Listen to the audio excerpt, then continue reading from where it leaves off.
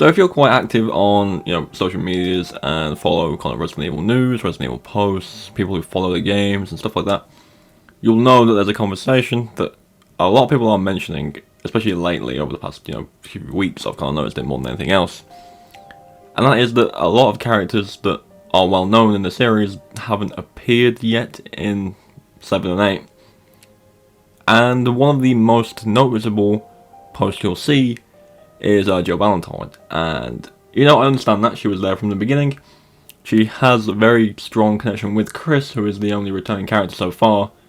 So, it would make sense that out of everyone that comes back, it would either be her, probably more likely, or Claire, because again, it's Chris's sister. But that's yet to happen. So today what we're going to do is talk about when we last saw Jill, like the last known time she was mentioned in the series, which is after Resident Evil 5, surprisingly. And what they could do with her and how she could come back into the series, potentially in the next game, if the story kind of makes sense for her to be there. But yes, it's a big conversation. There's a lot of people online talking about it. So I thought I'd kind of throw in my thoughts about it and kind of discuss it with you. Because you know how much I like doing these discussion videos. I do them all the time about anything. And it's just a lot of fun to kind of talk about something that's kind of like not a big thing sometimes, but sometimes it's just something that is mentioned in the community. And kind of like get it all out there so you can all understand what's going on and add your own thoughts to the mix. So without any further ado, leave a like on the video, subscribe if you are new for brand new Resident Evil content, and more. As I mentioned in yesterday's video, that is coming this week. And let's get into it.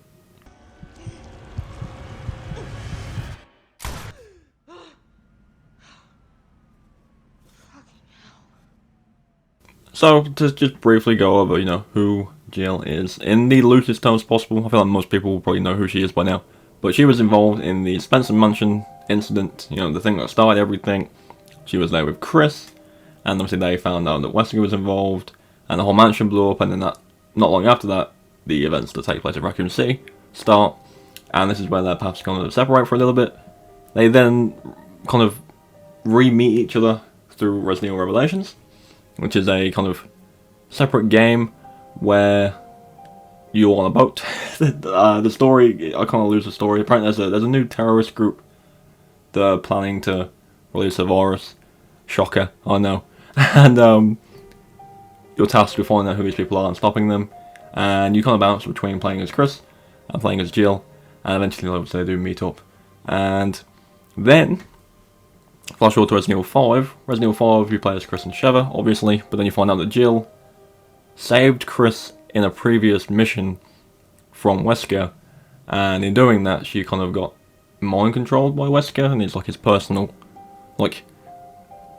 assassin, I guess, by the look of things. And the thing is with that is, she was, yes, under mind control, but she was completely aware of what she was doing. So, naturally, when Chris saved her, she was kind of out of the count for a bit. And that is mentioned in Revelations 2, for a note to Barry from Jill, just asking how he is, and stuff like that. And apparently she's under a lot of tests and evaluations from the BSAA, because obviously it was a traumatic experience, and she's not really fit for duty just yet. But that is the last time, I think, you kind of hear from Jill.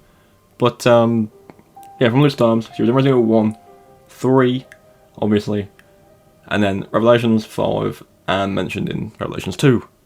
So, she's a quite known character. She's also in all the movies, but they aren't the best. And they definitely went off the radar with the movies a little bit. But I am excited for the new one, I will not lie. I'm hoping it's pretty good.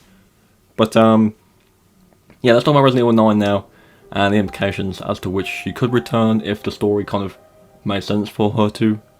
Just quickly before this bit starts, obviously Village spoilers from this point. If you haven't played Village or you haven't played the end of the game, click off the video now, because it does contain spoilers for Village and the events that could lead into Resident Evil 9.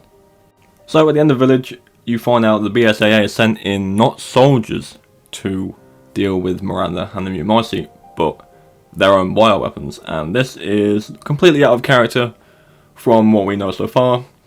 Obviously, Chris was part of the BSAA, and their kind of goal was to find these, bioterrorists and these bioweapons around the world and deal with them. And for them to be using their own at the end of Village is a bit of a concern. And there's a lot of lore, especially if you pre-ordered the game. Again, I've said this a million times. If you pre-ordered the game and got the special edition of the game, you got like a big lore book that spoke about a few things that are mentioned in the game. One was the connections, which I did a video on before. You can check that out. And then other parts were the BSAA and their communication with Chris. Now this implies through that lore and through Chris's actions and what he does in Village, as well as how he talks about the BSAA, that he knows something isn't right with them anymore, and they're not what they used to be. And obviously by the end of the game you can kind of tell that is the case, because they're literally using bioweapons to deal with bioweapons, and that is not something they usually do. So a leading theory for Resident Evil 9 is Chris taking on the BSAA and trying to find out what the hell's going on and why they're doing all this stuff. Obviously that's one of two theories that are quite strong for RE9. For me personally, I believe it could be a blend of the two, but we'll do separate videos on those soon. We'll go more in depth about this idea and then more in depth about the other idea soon. But one of the leading ideas is that Chris takes on the BSAA in RE9 and finds out what's really going on. Now this leads me into a pretty interesting take to say, but RE9 could be like RE6. And I don't mean balls to the wall action game. If you've played RE6, you'll know that a lot of fan favourite characters appear in that game. You've got Chris, Leon, Sherry, Ada. They're all there. Kind of like a big mashup of characters. And someone said this online before, and I think it was a really good kind of description of 6. It was like 6 was like Resident Evil Smash Bros, where everyone turned up to try and deal with this big threat. And that could be the same here. Obviously not in the same kind of gameplay stance with the constant action, but it could be a thing they do with RE9. A lot of characters that you know of through the series are members of the BSAA. You know, you got Chris and Jill and Barry and Rebecca. They're all BSAA members now. They were stars and now the BSAA. So I would imagine not all those characters are going to be on this new BSAA kind of scheme where they're not doing things by the book anymore. So it would make sense that Chris finds these people and says, look, you know what's going on, it's not okay, and you know, we've been here since the beginning, blah blah blah, we should find out what's going on and take it down. So there is every implication there that Chris could call on the help of Jill, or Barry, or Rebecca. All these people could come back and help him alongside his team, and maybe even Rose, if Rose is involved in that story in some way. Again, different idea with Rose, but we'll figure that out in a different video, and we'll briefly touch more on this BSAA idea in a separate video. But yeah, there is a potential there could be some kind of like Resident Evil Avengers turn up, where every character you know of is involved, and Jill is obviously being one of them. You could probably switch between which characters you play as. A lot of people would say, especially online if you think about it, and you look up about it, people would say if they bring back all these characters for RE9, make the game third person so you can actually play as them rather than just playing through their eyes. I've mentioned this a few times before in terms of perspective of the games. Obviously, you know, there's fixed camera, there's first person and third person. I don't really care in the long run about the perspective. As long as the game's good and it fits the perspective well, I don't really mind. And there's potential, you know, they could do a thing that they didn't do with Ethan, because Ethan didn't really have a face, is, you know, the game's in first person, but the cutscenes are all in third person. Look at the Chris bit. The cutscenes are in third, you see him. So, first person could make sense, and all the cutscenes could be in third person, so you can see this character and their emotions and stuff like that. So, there's workarounds for that. But there is the conversation of, like, the actual timeline of Resident Evil, you know, with these characters. These characters aren't young anymore. Like, you look at Chris, I'm not 100% sure of the timeline exactly in terms of dates, but I do know his age gap. I believe in Resident Evil, he's like mid-20s, early 20s, and that was in the 90s, and the games are in our timeline, as in it's set in this year. So, I believe, from doing a quick research a couple days ago, Chris is nearly in his 50s, he's like in his late 40s, and I would imagine Jill's around the same, and Barry's a lot older, and Leon as well. They're all kind of the same age when they got introduced, so they're getting on a bit. So you gotta kind of understand that if the games keep going in a canon timeline way, these characters are going to get old and they're not going to be able to do much. I don't want to play Resident Evil 12 as Chris Redfield in a wheelchair You know what I mean? It comes a time where these characters do need to be let go. I personally think that Resident Evil 9 might be Chris's last game. I think he's been in the trilogy of the Ethan Winters story, or the Winters' story, whatever they're calling it. Could Chris be in his final appearance in the next game? It's a high possibility. These characters are getting old. They can't be fighting super mega OP zombies for the rest of their lives until they're 90. Like, it just can't happen.